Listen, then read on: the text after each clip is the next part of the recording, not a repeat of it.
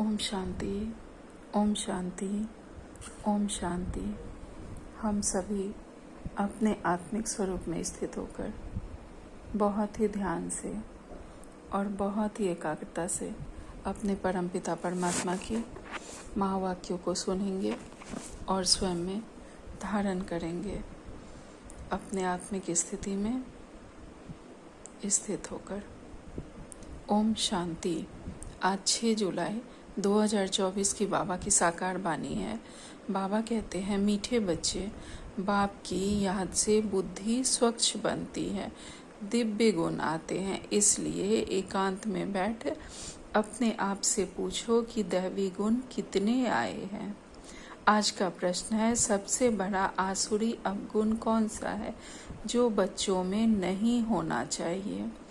उत्तर में बाबा कहते हैं, सबसे बड़ा आसुरी अवगुण है किसी से रफ टफ बात करना या कटु वचन बोलना। इसे ही भूत कहा जाता है। जब कोई में यह भूत प्रवेश करते हैं तो बहुत नुकसान कर देते हैं, इसलिए उनसे किनारा कर लेना चाहिए। जितना हो सके अभ्यास करो। अब घर जाना है, फिर नई राजधानी में आना है। इस दुनिया में सब कुछ देखते हुए कुछ भी दिखाई ना दे। बाबा कहते हैं, हम बच्चों में सबसे बड़ा आसुरी गुण कौन सा है, अवगुण कौन सा है जो हम बच्चों में नहीं होना चाहिए? उत्तर में बाबा कहते हैं, सबसे बड़ा आसुरी अवगुण है किसी से रफली बात करना। अगर हम किसी से किसी भी तरह बात करते हैं, उसे सही से जवाब नहीं देते हैं, हमारे बोलने का जो भी तरीका होता है उसमें अगर मधुरता नहीं है, शालीनता नहीं है, सभ्यता नहीं है, तो फिर हम बाबा के बच्चे नहीं कहे जाएंगे। बाबा कहते हैं, यह भी एक तरह का विकार है, भूत है, जो हमारे अंदर आकर हमारा बहुत नुकसान कर देता है, हमें बाबा का बच्चा बनने से किनारा करवा देता है। हम बाबा के बच्चे सही अर्थों में नहीं बन पाते, बाबा की श्रीमत पर नहीं चल पाते। तो बाबा कहते हैं, अगर इस तरह का आसुरी अवगुण अगर किसी में भी दिखता है, कोई भी अगर कटु वचन बोलता है, बहुत रफली बोलता है, तो बाबा कहते हैं उनसे किनारा कर लेना चाहिए।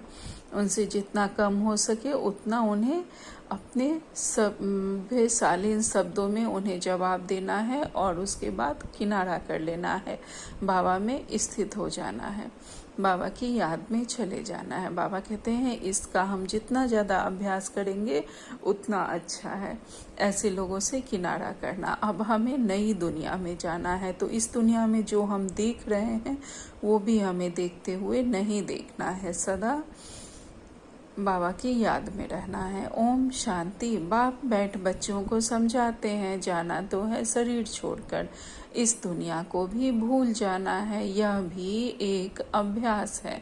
जब कोई शरीर में खिटपिट होती है तो शरीर को भी कोशिश कर भूलना होता है, तो दुनिया को भी भूलना होता है। बाबा कहते हैं, जब कोई शरीर में बीमारी आती है तो हमें तो कोशिश करनी है इस शरीर को भी भूलने की। तो अगर ये शरीर को हम भूलेंगे तो सबसे पहले तो इस दुनिया को भूलना है। भूलने का अभ्यास रहता है सुबह को। अब वापस जाना है, यह ज्ञान तो बच्चों को मिला है।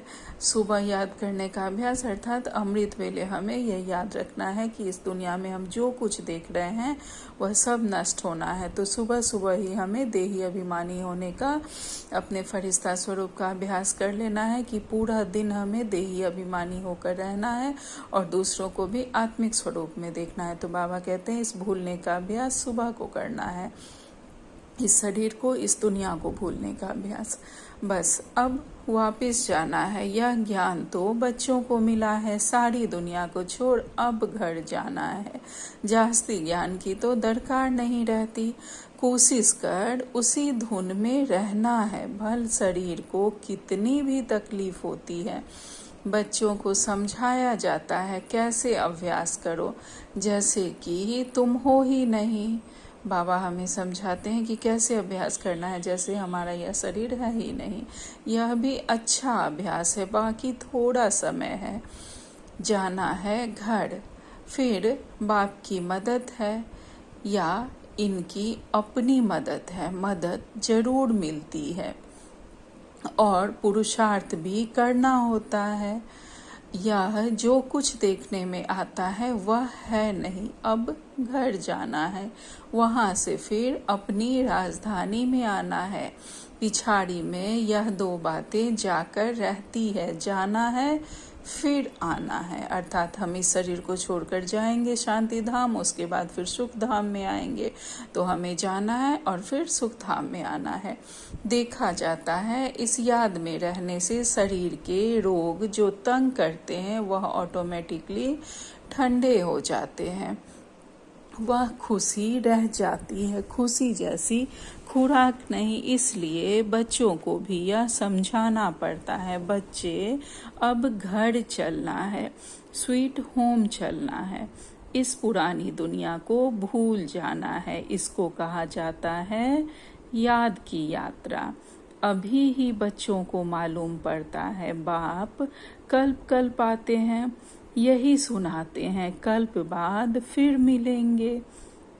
बाप कहते हैं, बच्चे अभी तुम जो सुनते हो फिर कल्प बाद भी यही सुनेंगे।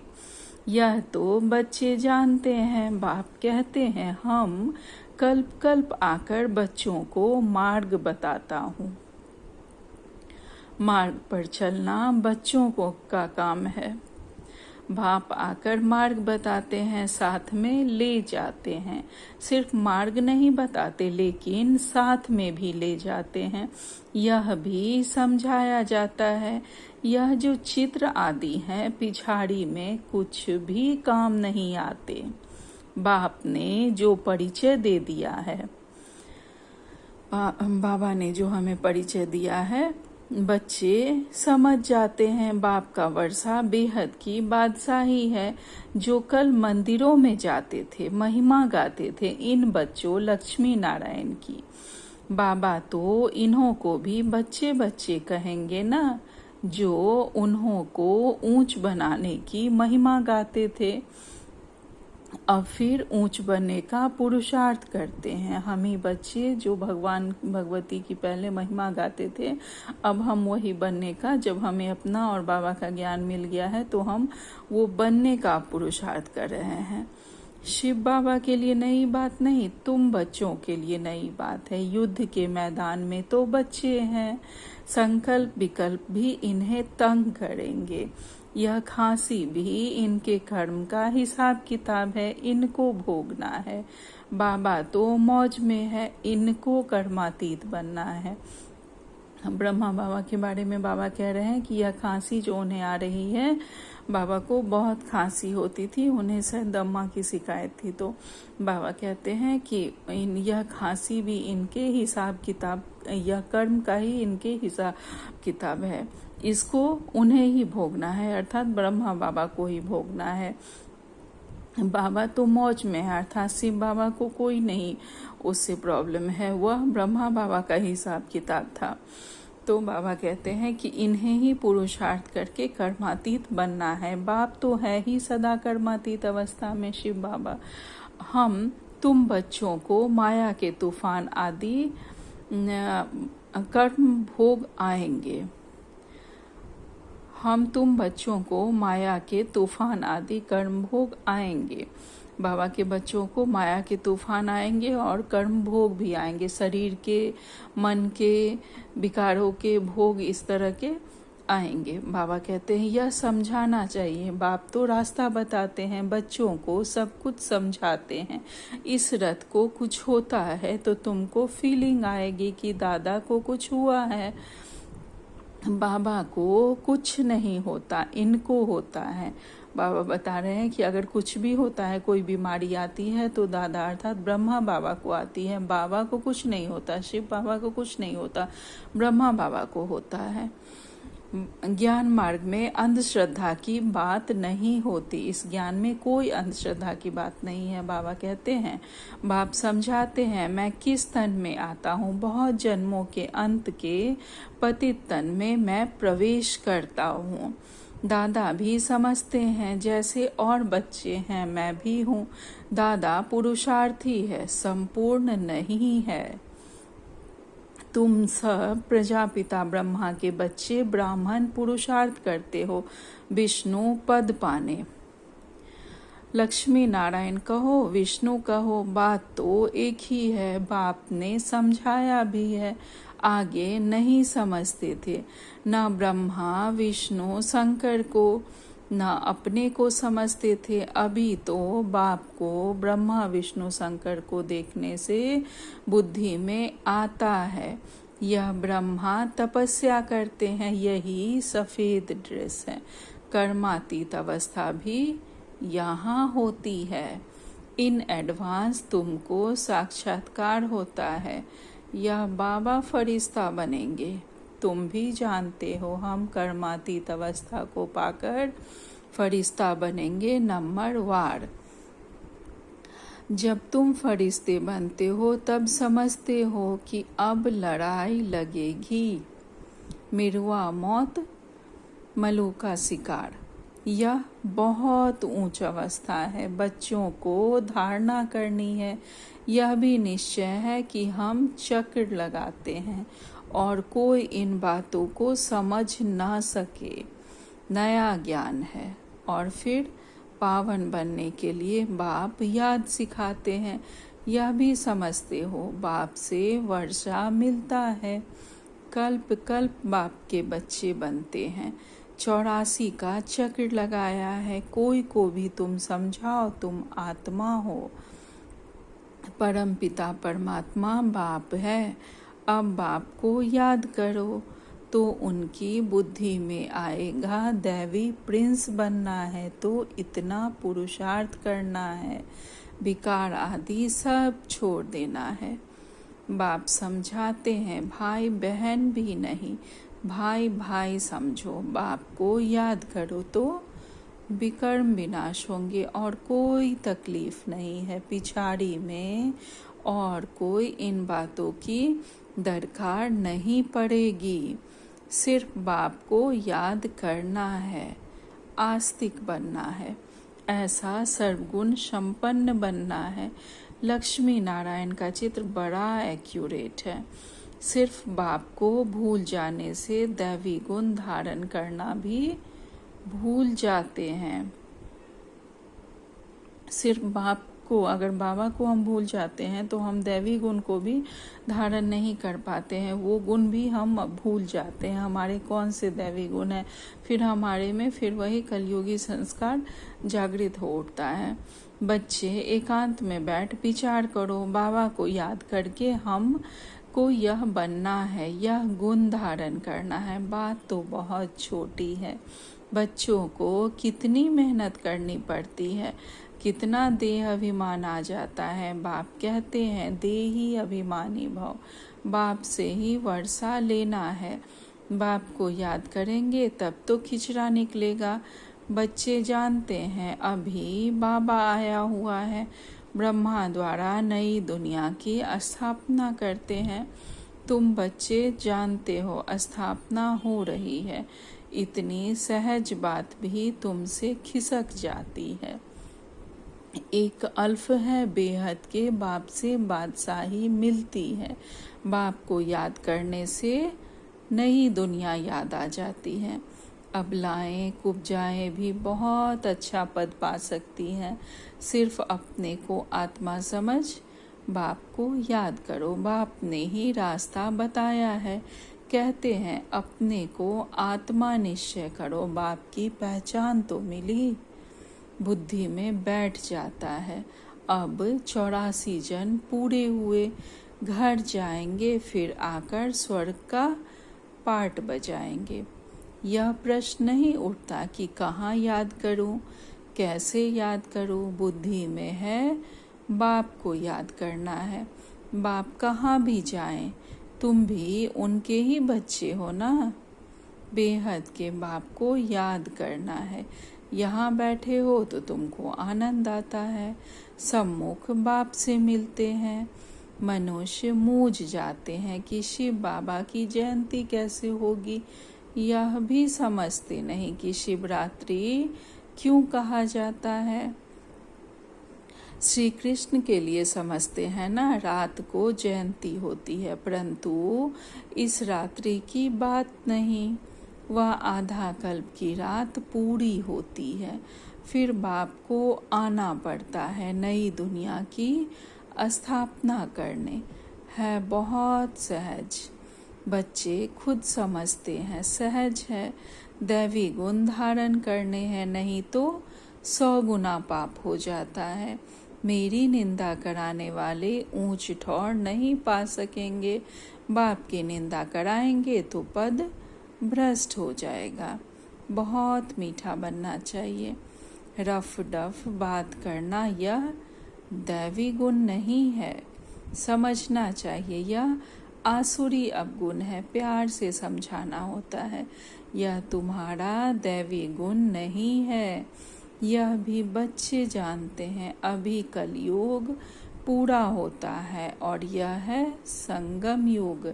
मनुष्य को तो कुछ पता नहीं है, कुंभकर्ण की नींद में सोए पड़े हैं। समझते हैं 40,000 वर्ष पड़े हैं, हम जीते रहेंगे, सुख भोगते रहेंगे। यह नहीं समझते दिन प्रतिदिन और ही तमो प्रधान बनते हैं।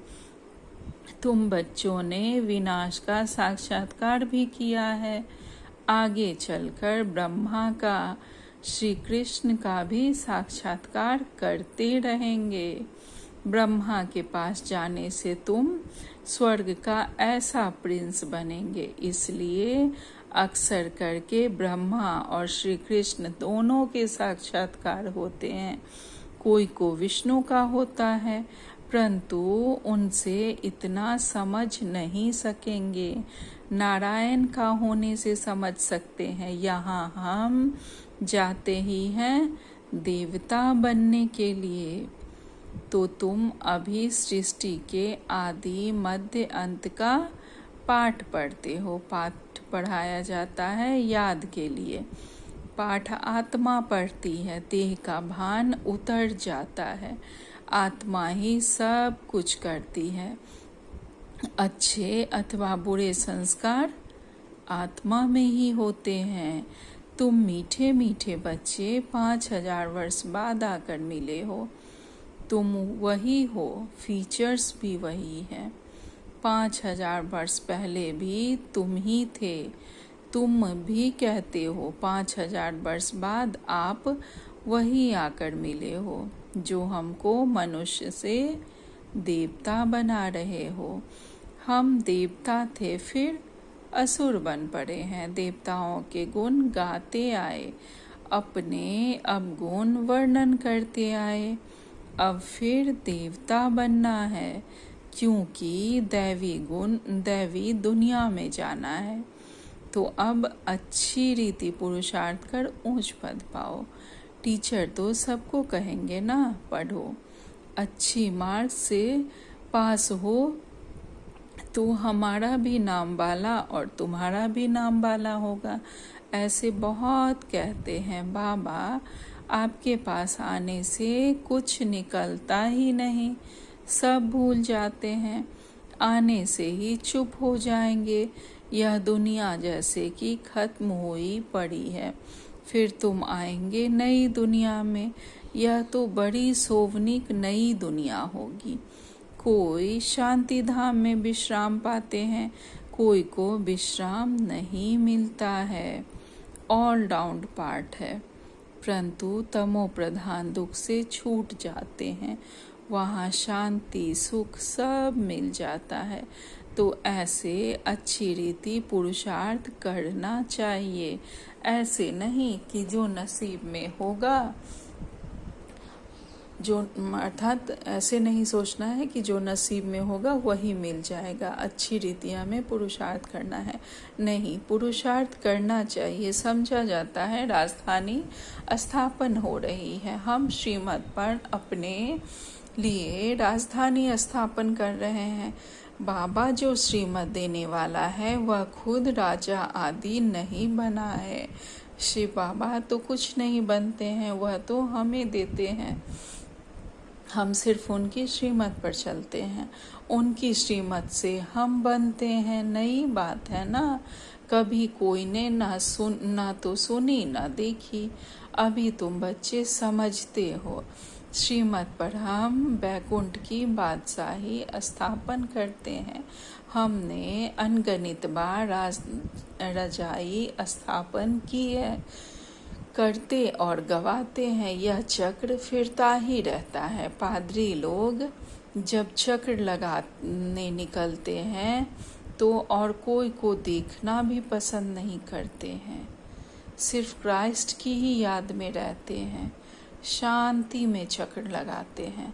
समझ है ना, क्राइस्ट की याद में कितना रहते हैं। जरूर क्राइस्ट का साक्षात्कार हुआ होगा। सभी पादरी ऐसे थोड़े ही होते हैं। कोटों में कोई तुम्हारे में भी नंबर वार है। कोटों में कोई ऐसी याद में रहते हैं। ट्राई करके देखो और कोई को नहीं देखो। बाबा कहते हैं हमें खुद में ट्राई करना है कि हम कितनी देर याद में रहते हैं। पादरी लोग भी जैसे याद में रहकर उसके बाद चक्र लगाते हैं, ऐसे हम लोग को भी रहना चाहिए। बाबा कहते हैं उन पादरी लोग को जरूर क्राइस्ट का साक्षात्कार हुआ होगा।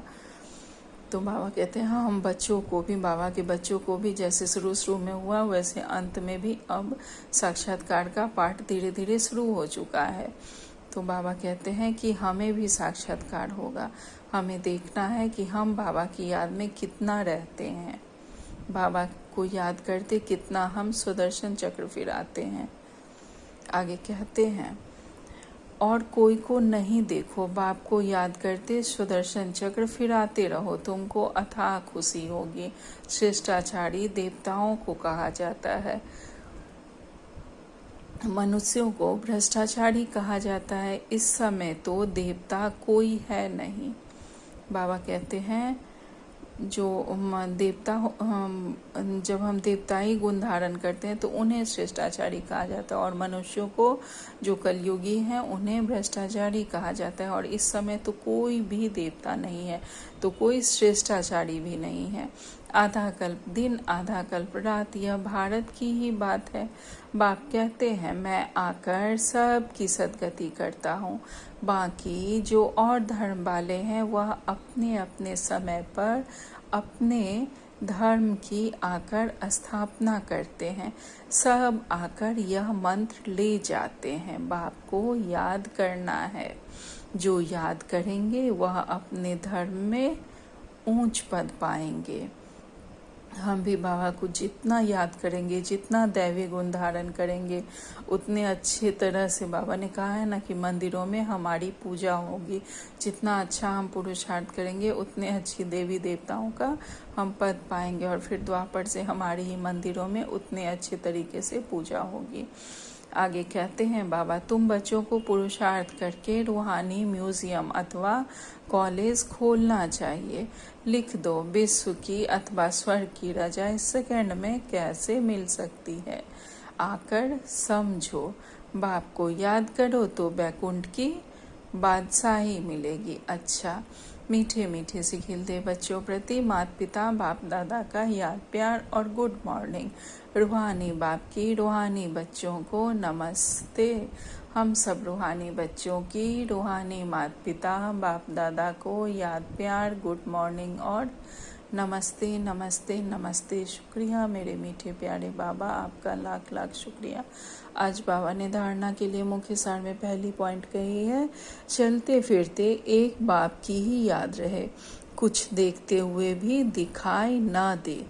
अब हमें ऐसा अभ्यास करना है, एकांत में अपनी जांच करनी है कि हमारे में दैवी गुण कहाँ तक आए हैं। दूसरी पॉइंट में बाबा ने कहा है ऐसा कोई कर्तव्य नहीं करना है जिससे बाप की निंदा हो। दैवी गुण धारण करने हैं, बुद्धि में रहे। अभी घर जाना है, फिर अपनी राजधानी में आना है। बाबा कहते हैं कोई भी कार्य में ऐसा नहीं करना है जिससे बाबा का नाम बदनाम हो। हमें अब दैवी गुण धारण करने हैं, बुद्धि में सदा हमें रहे कि हमें अब वापस घर जाना है, और इसके लिए हमें दैवी गुण धारण करने हैं। हम घर जाएंगे, फिर अपनी राजधानी में आएंगे। आज बाबा ने हमें वरदान दिया है सफलता मूर्त भव। सेवाओं में शुभ भावना की एडिशन द्वारा शक्तिशाली फल प्राप्त करने वाले सफलता मूर्त भाव। सेवाओं में शुभ भावना की एडिशन द्वारा शक्तिशाली फल प्राप्त करने वाले हम बाबा के सफलता मूर्त बच्चे हैं। जो भी सेवा करते हो उसमें सर्व आत्माओं के सहयोग की भावना हो, अर्थात जो भी हम सेवा करें उससे सबका कल्याण हो, सबका भला हो, खुशी की भावना व सद्भावना हो तो हर कार्य सहज सफल होगा।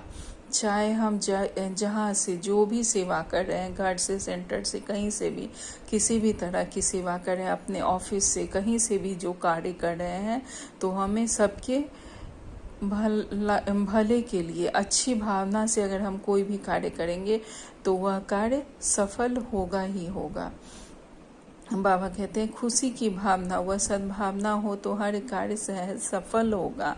जैसे पहले जमाने में कोई कार्य करने जाते थे तो सारे परिवार का आशीर्वाद लेकर जाते थे, तो वर्तमान सेवाओं में यह एडिशन होना चाहिए। कोई भी कार्य शुरू करने से के पहले सभी की शुभ भावनाएं और शुभ कामनाएं ले लो। सर्व की संतुष्टता का बल भरो, तब शक्तिशाली फल निकलेगा।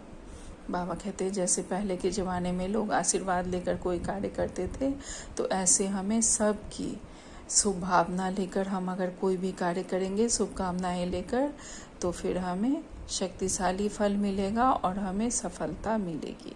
आज बाबा ने स्लोगन में कहा है, जैसे बाप जी हाजिर कहते हैं वैसे आप भी सेवा में जी हाजिर, जी हुजूर करो तो पुण्य जमा हो जाएगा। जैसे बाबा सदा हमारे लिए कहते हैं ना, कहो मेरा बाबा, तो बाबा बंधा हुआ है, वो मदद के लिए आते ही हैं। जैसे बाबा हमेशा जी हाजिर हो जाते हैं, वैसे ही अगर हमें कोई सेवा मिलती है तो हमें भी वह सेवा करनी है, तो फिर हमारा भी जमा का खाता बढ़ता जाएगा।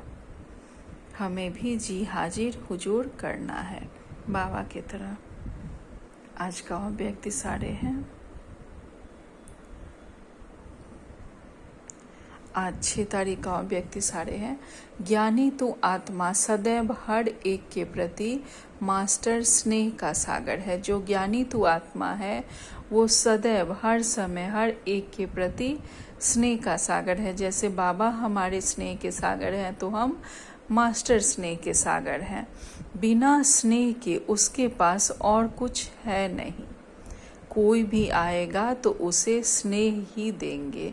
हम मास्टर स्नेह सागर बाबा के बच्चे, हमारे पास कोई भी आएगा तो हम सबको स्नेह देंगे। बाबा की पवित्र स्नेह की किरणें हम सबको देंगे। तो बाबा कहते हैं आजकल संपत्ति से भी ज़्यादा स्नेह की आवश्यकता है।